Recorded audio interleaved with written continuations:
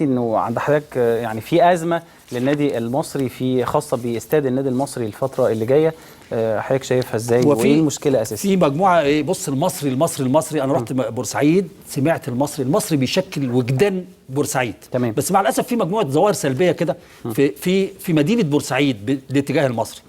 ازاي لحد دلوقتي من 97 كان في استاد اسمه مكتوب عليه كده استاد المصري، استاد النادي المصري. عبد الرحمن باشا لطفي هو اللي بناه، وهو بفلوسه بناه للنادي المصري. فجأة سنة 97 يجي النادي المصري ويتنازل عليه لمديريه الشباب والرياضه، عشان كانت في 97 بطوله الناشئين اللي كانت موجوده، كانت في فلوس جايه من الفيفا بيصلحوا الاستادات. يروح مستني يسيب الاستاد.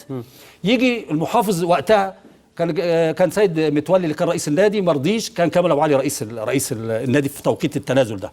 جه المحافظ قال لهم يا جماعه، مصطفى صادق قال له، اللي هو مصطفى صادق، قال هتاخدوا 10 فدادين على قصاد مقابل انك تأجر ده ايجار رمزي. طب تأجر، وسابوا بعد ما خد ال10 فدادين عملوا عليها قريه وسرقوا منه الارض. ويجي اصبحت المشكله ما زالت موجوده دلوقتي. عايز اقول لكم ازاي بورسعيديين، كل شعب بورسعيد ساكت على ان يعني نور عينك يتشال منك ويروح حته ثانيه. النادي المصري ده مشكله، ده مشكله. معايا المهندس سمير حلبيه رئيس النادي المصري. استنى على ما سخنوا عشان اهاجموا يعني شويه. انا قلت حضرتك يا فندم اولا مساء الخير باشمهندس، وقلت حضرتك تسمع بس الاستاذ كمال عامر بيقول ايه عشان تبقى حضرتك متواصل معانا. اكمل معاه ويسمع، اكمل بس طبعا عشان معلش باشمهندس. اتفضل. الحاجه الثانيه، فين بورسعيد دي ناس اغنياء وناس. النادي المصري يمد ايده، مادد ايده على طول لرجال اعمال يجوا يدوا يحطوا له زي يكون بيشحت. يعني ازاي ما فيش واحد يجي رئيس او في حد عنده اراده في بورسعيد كلها يبص يفكر للنادي المصري ازاي يعملوا ما يسمى مقاومات، يستغنى عنها، عن سياسه ان يمد الايد. دي حاجه. الحاجه الثالثه، تعالى ناس في بورسعيد، ناس اغنياء، وتيجي تقول له ساهم في بورسعيد، ساهم النادي المصري بحيث ان هو يبقى كيان وله شأن، يقول لك انا ماليش دعوه يا ابويا مش عارف ايه، ويهرب. حاجه اخطر. معلش. ازاي دلوقتي احنا حرمنا النادي المصري من ان هو يتدرب خدنا منه الملعب الرئيسي. تمام. يا عم مين اللي قال ان النادي المصري احنا عاقبناه لمده سنه؟ طيب الملعب ده مين اللي يقول يرجع وما يرجعش؟ يجي انا اكلم اتحاد الكوره يقول لك ماليش دعوه، يكلم القضاء ماليش دعوه.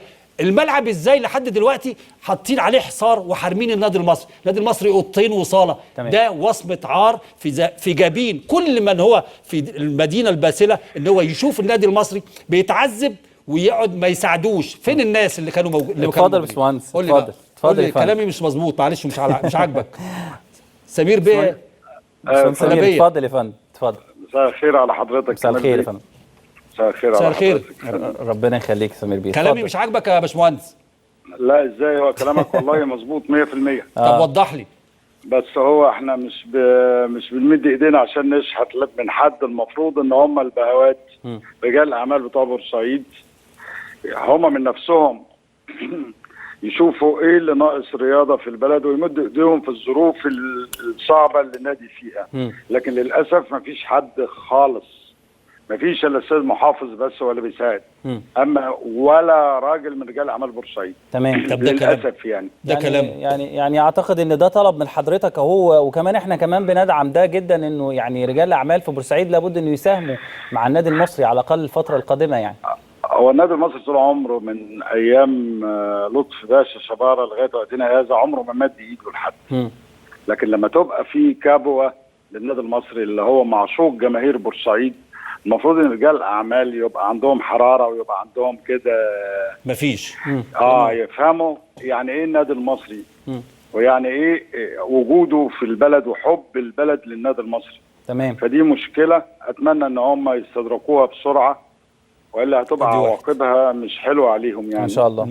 الملعب يا فندم، ايه الاخبار؟ ثاني حاجه بالنسبه للملعب، النهارده حصل مشكله، والمشكله دي بيننا وبين الاهلي، والمشكله اللي عملوها مش جمهور النادي المصري، دي ناس وخدت عقابها في المحاكم والكلام ده. الملف اتقفل وانتهى يا باشمهندس.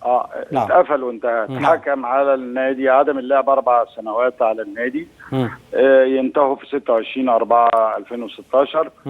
لكن حرمان سنه واحده من اللعب في الدوري، وكملنا بعد كده في الدوري. ازاي هتلعب في الدوري وانت ما عندكش نادي تتدرب عليه؟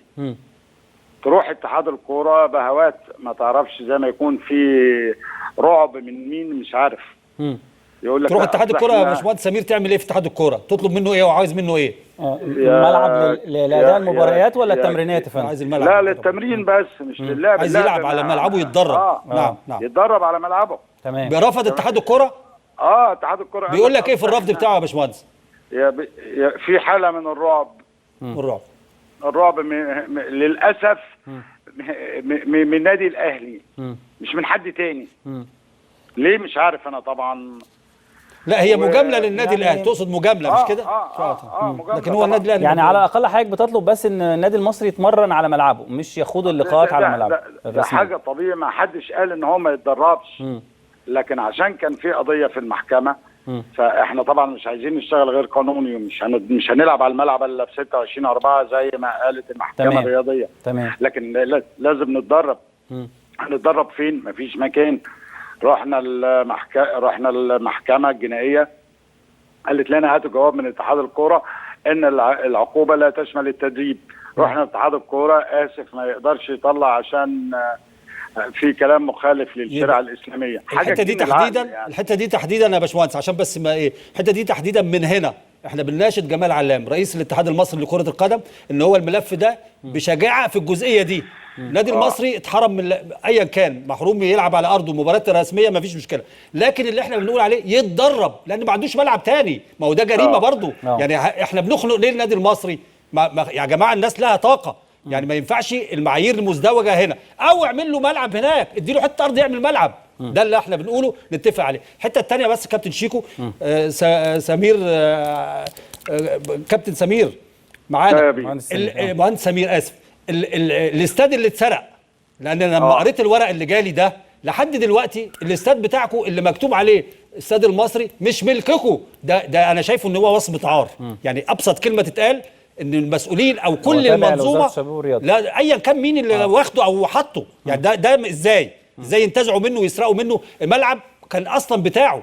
عايز توضيح بس بعد اذنك. بس سريع انا مش مهندس للاسف لان وقتنا ضيق جدا. اتفضل يا فندم. هو الملعب ده اللي بناه النادي المصري، وبتاع النادي المصري لما اجى الدوره بتاع الشباب 97 97 فالقوات المسلحه خدت مبلغ من المحافظ وعملت لا القوات المسلحه عشان هي اللي بتعمل الترتان، مش خدت ملعب. لا الترتان لان هي كانت الجهه المنفذه. تمام بالظبط كده، هي الجهه المنفذه. تمام. وضموا لهيئه استاد مين اللي ضمه؟ مين اللي ضمه؟ هيئه الاستاد الشباب والرياضه مع ما هو في مشكله يا باشمهندس. نادي المهندس محمد الملاح رئيس نادي الشمس قبل كده واخد نفس الاوبشن وعمله عنده في الاستاد بتاعه، وما حدش اتكلم ولا قال له اديني الاستاد بتاعك ان انا اوديه للناس. انتوا اللي مجموعه او اسف مجموعه بورسعيد المسؤوله في هذا الوقت هي اللي ساهمت ان هي تبيع الاستاد، ما فيش حد تاني. الدوله ما اشترطتش ولا الكاف اشترط ولا الدوله ولا الفيفا اشترط. حضرتك بتتفق يا باشمهندس مع كلام الاستاذ كمال عامر في ده؟ طبعا كلام بيك ما ينفعش. ما هو ده ما ينفعش، ده سرقه عينك. هو ده اللي حصل بالظبط. باشمهندس يعني الموضوع ده اكيد محتاج نقاش شويه، وان شاء الله يكون يعني هاتوا هنا حكمه، ان شاء الله يكون حضرتك ضيفي في حلقه من الحلقات ونشوف القصه دي. النادي المصري نادي كبير جدا وما ينفعش انه يعني يسرق زي ما حضرتك تفضلت وقلت استاذ كمال. ما ينفعش ده ملف. لا قبل ما في حته ثانيه، كل الاحترام والتقدير لكل شباب بورسعيد اللي هم اكتر من 8000 واحد راحوا هناك في الاستاد، في استاد الهوكي، وقعدوا يشجعوا فرقتهم يعني بالواي فاي، لانه كان بيلعب في حته ثانيه، قاعد يشجع فرقته وهو فايز وهو متعادل وهو مهزوم، دون ان ما يكونش اي واحد هناك من الامن او خلافه. تحيه وتقدير لكل شباب بورسعيد اللي هو بدا يلتف حوالين نادي المصري. ان شاء الله بالتوفيق. ان شاء الله. بشكرك استاذ كمال جدا، يعني الحقيقه دايما حلقه حضرتك دايما لسه هو في 3 موضوعات بس، ولكن ان شاء الله يبقى لينا حلقه اخرى.